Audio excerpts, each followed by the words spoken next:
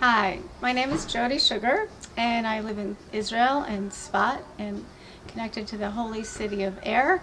And for the past 5 years, I've been making a calendar, and I'm going to show you a few pictures from this year's calendar. This year I did it different than I normally do. I have inspirational thoughts for each month. So for example, this is September, and in 2 months, and this is associated with the month of Hebrew month of Elul, and an Elul was supposed to come close to God, and that's all we're supposed to think about for the whole month before the new year. And this is a picture of the blessing of the Kohanim, and this happens 3 times a year, and there's tens of thousands of people, and people are standing all over the Kotel Plaza. I was standing way up high on a rooftop to be able to get this picture with tens of thousands of people receiving the Kohanim blessing, which is right here. And this is a picture of a doorway in the old city in Jerusalem, and it shows the different gates, and the quote is connected to what we're supposed to think about when we walk into Jerusalem, and there's 7 different emotions that are connected to different gates of the city. And this is Hanukkah. This is a beautiful menorah that was put in the old city in Sept, and this is a gorgeous doorway in Nachlaot in Jerusalem, and each tribe has a picture of the connection that the blessing that Jacob gave to each tribe is on the door. So there's 12 different tribes, and this talks about Jacob giving the blessing, and I put the picture on purpose in the month that we actually read when Jacob blesses all the tribes.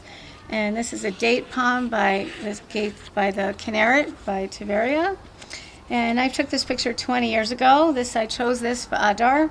And Adar is a month of joy, and we're supposed to think about connecting to God. And in Adar, in March, it corresponds to March this year, in 2017. And in Adar, we have the Purim story, and sometimes during Purim we think that God wasn't with us and that we were, God forbid, going to be annihilated. But in truth, God was always with us, and we see that because the Jews were victorious in Purim. So I chose this picture because it looks like they're trying to hide from me, and they don't really like the picture taken, but I did. I chose this picture for the month of April, and this is Eilat. It's a beautiful park called Timnah, and during April we celebrate Passover, and during Passover is connected Kabbalistically to the right leg. So we actually walked out of Egypt with our right leg, and the closest I could get to Egypt this year was going down to Eilat. And this is a picture of Yom Yerushalayim, a celebration of the day we got the Kotel back in 1967. I took this in 1992, and that is corresponding to May. And in June, we have Jericho. I actually went to a wedding, and he said, "Hey, Jody, you're going to get a great picture for your calendar this year." And indeed I did.